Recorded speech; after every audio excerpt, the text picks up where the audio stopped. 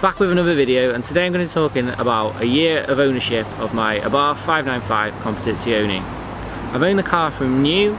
Before that I had a Mazda 3 Sport which was used, and I had that while I was learning to drive. It was probably a bit too powerful while learning to drive, really, being a 2-litre petrol. I had that for a couple of months after I passed my test, and then I was just drawn to the Abarth. Well, I was drawn to the Abarth a bit before, really, before passing. Just like the things with the Abarth that draws you in is like the sound, the looks, the carbon fibre on like the seats that I've got, and carbon fibre on the steering wheel. It's those little features that like draw you into wanting a car like the Abarth. It's one of those ones that just sort of grabs you and you just have to have. It's not a practical purchase by any means, but it's just one of those cars that grabs your attention. So I'm going to talk about the good things and the bad things about owning the Abarth for a year, and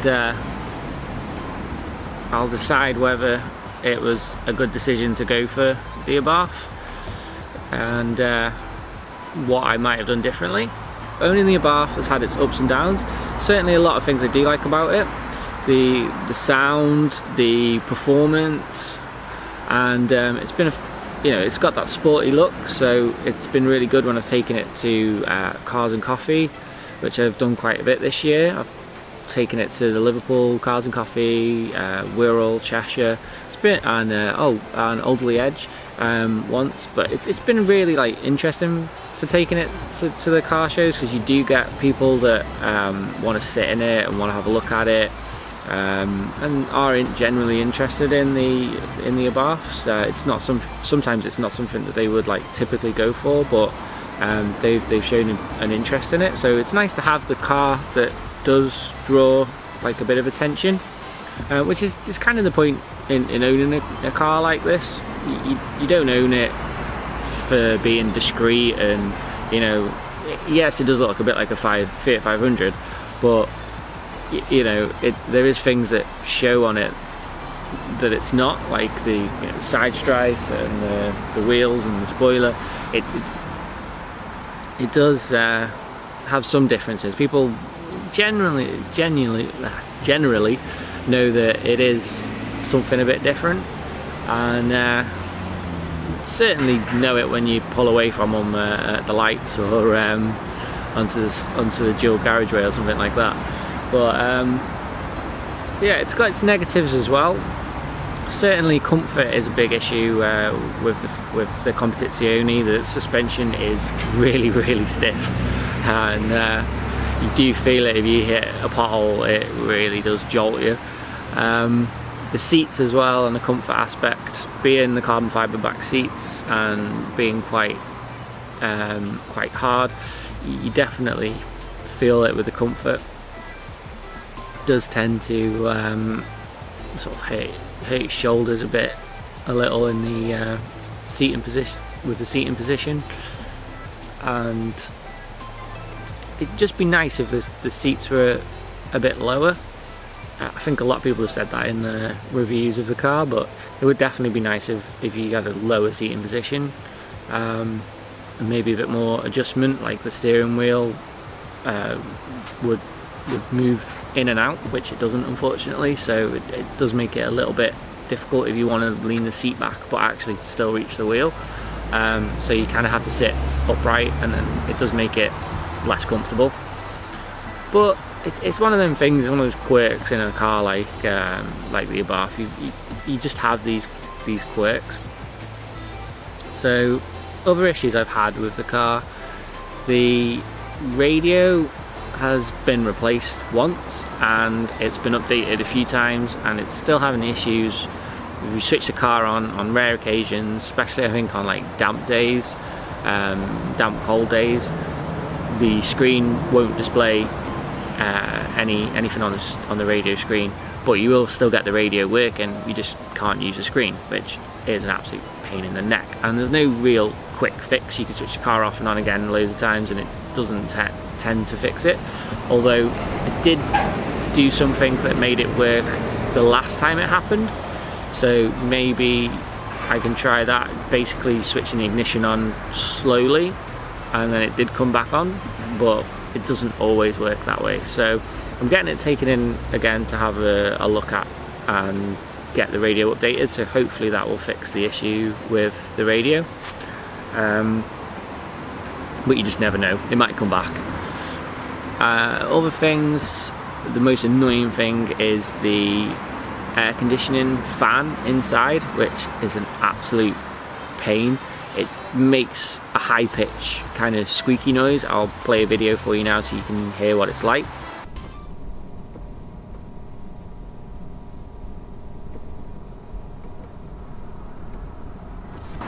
And it really is annoying. Hopefully they will replace the fan motor when it goes in with the radio as well, so I've asked them to do both. I believe that's what needs to be fixed, that's what we've been told. So if they replace the fan motor, hopefully that will solve the air conditioning fan issue and make the car much more bearable, because you literally have the air conditioning on and it drives you insane. You just have to switch it off after a while because the noise is just, it's just there. It's not like really loud, but it's just there, and it does do your head in. What else is good and bad about the car? Well, good things, as I've said, the sound, the performance. It's got good brakes on it, which is really useful. It was definitely useful the other day because I really need to slam on, and they definitely work well. The practicality of it's not that bad. The boot is small, but I've not had any problems because I've not really had to get a lot in the car. And the back seats do go down, so that will give you, a decent amount more space if you need to. There's plenty of cup holders. It's a good thing actually about the Fiat 500, the standard and the Abarth, is that there's like 4 cup holders all in around the center console, so it's quite handy in that respect. They've sort of gave one for every passenger in the car, which is nice. You don't always get that, even on bigger cars. There's plenty of room, side pockets, a reasonable glove box, and for such a sort of powerful car, it is practical. Its fuel consumption is reasonable. I've not really had any major problems with having to fill it up all the time. It definitely manages a reasonable amount. The average is saying 35 mpg, which I think a lot of people seem to have the same average. That's just what it seems to average, which it's not a huge amount, but for a performance car, which you tend to drive fast, it doesn't consume a huge amount of fuel, so I'm quite pleased with that. It could be better. You do tend to fill it up a lot as well, but that's due to the small fuel tank, because it is like half the size of a normal car, so you do tend to fill it up a lot. But you're not putting a huge amount in. £25 nearly fills it up.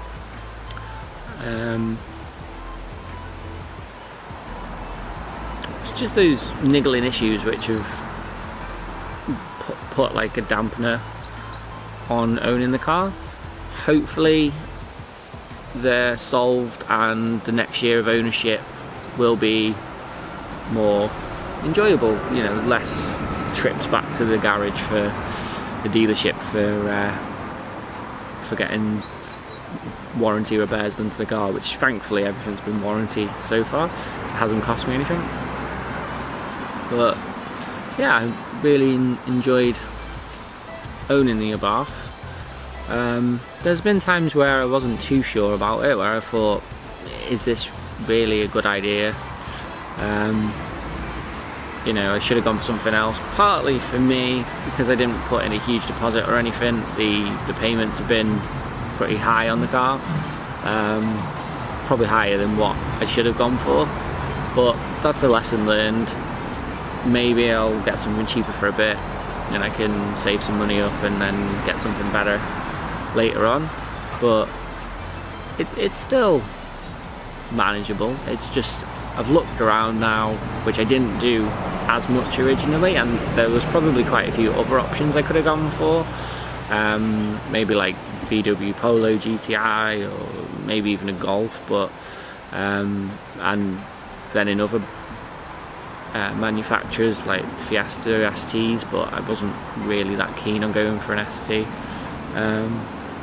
So there is other options I could have gone for, and there's certainly like new cars that have come out that would be interesting, like the Hyundai i30N, which is an interesting car. You know, it's got good sound, plenty of pops and bangs, which unfortunately the Abarth doesn't do. You don't get a lot of pops and bangs out of the exhaust.